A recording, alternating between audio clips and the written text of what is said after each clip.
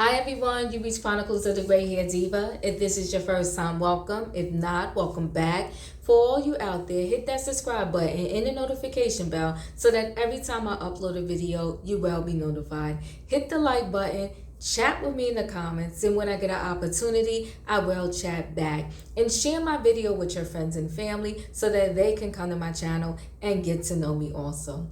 I'm here today with my take on Love and Marriage Huntsville Season 3, Episode 2. Well, it was jam-packed with a lot of little tidbits of stuff and information, some jealousy, some questioned friendships, and then Martell Holt wondering who has his back. Well, we're going to get into it, but I'm going to start off with this. It starts off with, what is her name again? Darn it, why is her name slipping my mind? Kimmy. Kimmy Scott talking to her husband Maurice about her broken relationship with Letitia. I'm gonna say this, I'm over that whole situation between them two. They need to make up already. They don't have to be BFFs, okay? But they should just make up, be cordial with each other, and let this whole shenanigan and nonsense go.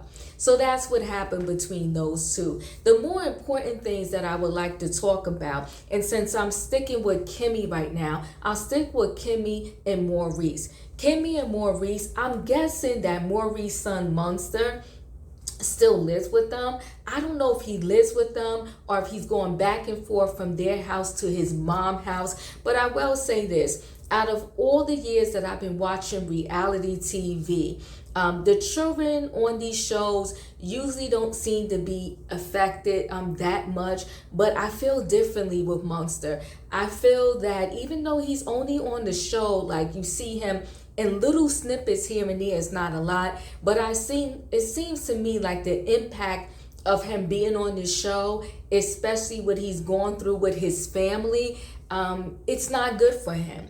So they showed him, he was in a little scene, his mom called, or they called his mom. He must be living with the dad because they called his mom to let the mom know that he decided on which high school he wanted to go to. When they got the mom on FaceTime, I mean, you just saw the difference in him and the smile on his face.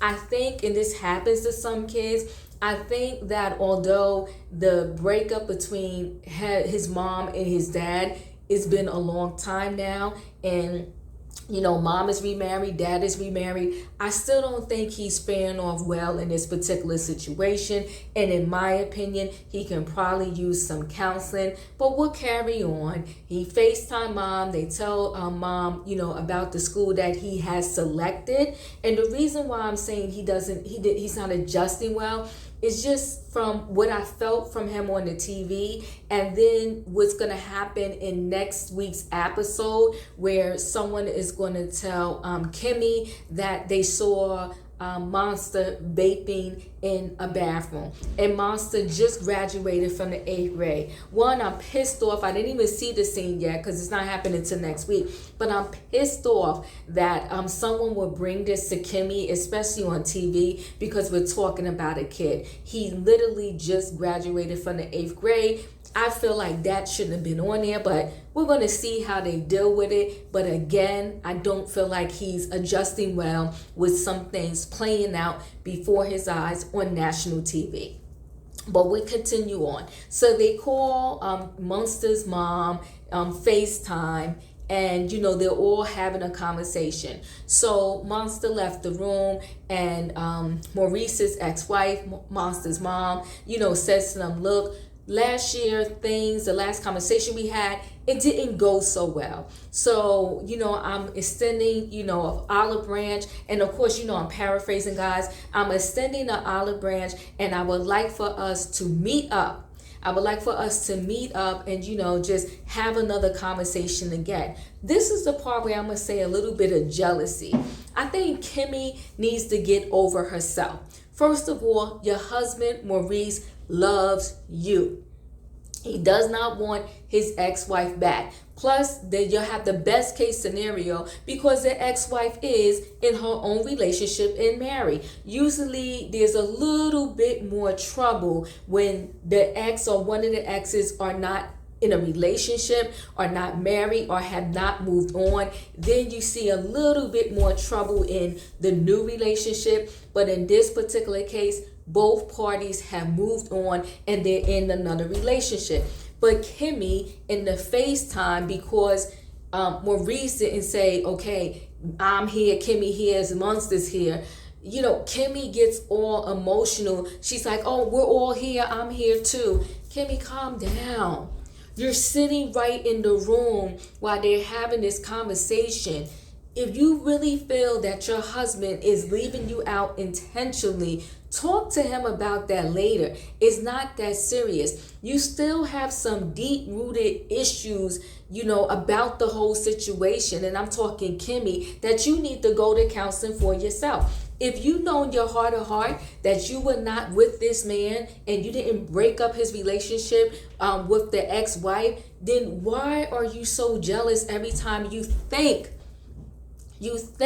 he's trying to have a conversation with her without you being a part of it? And believe it or not, Kimmy, there can be conversations with the ex-wife without you physically being a part of it because they have a child together. Kimmy, I'm going to need you to calm down and get some help. Because in my mind, in my opinion, you are super jealous for no reason.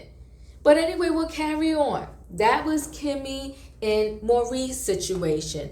Another thing that I really liked, that I appreciated, that happened in this particular episode was that Melanie and Martell went to a counselor so that they can learn how to co-parent better together. They tried to have a conversation when Martell came to pick up the kids. You know, I guess it was his weekend. Martell gets into it a little bit with Melanie's mom. I felt he was disrespectful, but the mom said her words too, but it's your daughter, so I get it. But he was disrespectful to the mom, but we'll move on. They decided to go to a counselor so that they can learn how to co-parent better. Bravo, bravo, bravo to this counselor. In all the history of all of these reality shows, anytime they brought in a counselor, I felt like some of these counselors were a little iffy and messy. However, this particular one that Martell and Melody went to, she seemed very neutral. She gave some excellent advice, and I thought she did a really, really good job. But some really heartfelt things happened in that counseling session. So Martell was talking about, just how the struggles he's been having ever since they broke up. Okay, he still did not tell the kids about their new, I believe he had a girl. I can't remember if he had a girl or boy with, what's her name, Arionne. But they don't know about their new sibling. They have no idea. He did not tell them yet. So he's kind of still dealing with that. And he's also dealing with the fact that his financial situation is not the same. And he felt like no one has his back. He got teary-eyed. Melody got teary-eyed. And she mentioned in her confessional that, listen, we was married 14 years. And I don't want to see him hurt, broke, and not doing well. So, of course, I'm going to tear up. But she said sometimes you got to let God do what he needs to do. And I do agree with that. And Martell, he took responsibility for his piece. He said it's hard. I feel like no one has my back. But he said at the same time, I know that I brought this on myself. So it was a very heartfelt session. What I didn't like though is when Melody tried to comfort Martell, he just got so edgy and so nasty with her. And in my mind, that's who he is. But, I didn't like that piece of it. But he also said really words in this session that I was like, really, Martell? He said he felt like no one has his back. Well, hold on, Martell. No one has your back? You chose Arionne. You chose to step outside of your marriage. You kept saying that this woman gave you more than your ex-wife did. She was your everything. Everything that your ex-wife was not doing, this chick was supposed to be doing or supposedly doing. Now you saying no one has your back? Where's Arionne? Why doesn't she have your back? You chose her. You wanted her. You was with her when you was in your marriage. You want to have your cake and eat it too. And now you're feeling the wrath. No, I'm sorry, Martell. I do not feel sorry for you. Arionne should have your back. Arionne should have, if I pronounce her name right, if I'm pronouncing it wrong, forgive me. But Arionne should help you build some business. Arionne should help you get some money and make some money. You left your wife for the chick that you called a peasant, and now you're wondering why you're living like a peasant. We don't feel sorry for you, at least I don't. So let's carry on. But anyway, that was one piece of, a situation that happened. Like I said, the part about that I love was the counselor. She gave amazing advice. If you didn't get a chance to see it yet, she said, listen, when couples break up, it's the couple's situation. But in front of the kids, and again, I'm paraphrasing, in front of the kids, y'all should still be a team. So she said that Martell and Melody should tell the kids together, but Martell should speak, Melody should be there. That way the kids will know that although this situation is new and it's happening, that mommy and daddy are here for y'all throughout this situation. We're a team still. I liked her advice because no matter what happens between the parents, you got to find a way to come together and have a common ground for these children. So let's carry on. Martell was pissed. We're still talking about these 47 acres. Good Lord, oh my, are we going to hear about these 47 acres 10 seasons later? I hope if we do, we'll see actual houses built on the 47 acres. Well, Martell, and I get why, because he's in a financial situation that is not good. He's very sensitive about these 47 acres. I will say this about Melody. Even though she went through all of that, this chick is not showing any bitterness. She's not being hateful. Is she going through some things back and forth with him on the social media? Yes, but I think it's the waves you go through when you're going through a breakup. The couple takes time before they can literally just really pull away and heal. And then they come back together on a common ground. Her and Martell are still, riding the wave. They're riding the wave. But with the 47 acres, they went to the friend, I think his name is Chris. They went to him. He came to Melanie and said, listen, the other partner wants to know if you're willing to come in and build. She respectfully said it didn't even have to because Martell is no longer her husband. She said, listen, before I say yay or nay, speak to Martell. Is he okay with this? Is he okay with me doing this? When Martell found out, he was pissed. He was like, how dare you go to Melody without me? When Melody and Martell spoke about it, he told her he was pissed. She told him, get over it pretty much. They wasn't coming, to be, behind his back or anything like that. It's business. But of course, because he's all in his feelings, he couldn't handle it. So that's their story. I mean, it was a good episode. The last piece I like to talk about that in my head, I was like, where they do that at? Tisa and her husband, Marsu. Am I pronouncing his name right? How do you say his name? But anyway, you know who I'm talking about. They have this scene where they're talking, and again, it comes up with this alleged secret baby that he may have. He tells her, if you had a baby outside the marriage, I will forgive you. So stop it. I would forgive you. There's no man on the face of this earth that I know of that will forgive his wife if she was carrying another man's baby and they were still married. None. But yet he wants to tell us this nonsense that he would forgive her.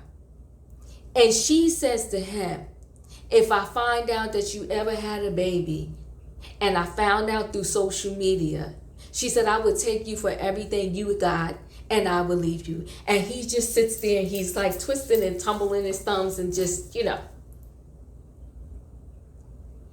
time will tell. Time will tell if this story is true, if he has another kid out there.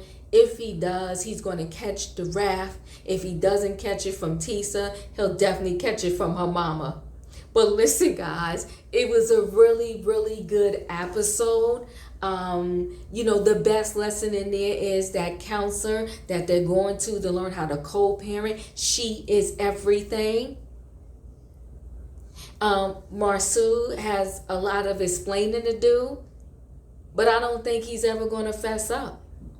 But what's interesting is, if it is true, he knows how to keep that woman quiet because she's not saying a word. I will say this, though, she's doing a disservice to her child if he is the father of this baby that is allegedly out there. Anyway, guys, listen, I will come back. I'm going to watch episode 3. I'm going to watch the entire season. You let me know how you feel about this episode that just came on. How do you feel about Monster? How do you feel about Marceau talking about, Tisha, if she had another baby, he would forgive her. And what about Martell? No one has your back? Shouldn't baby girl have your back? Because that's who you left your wife for.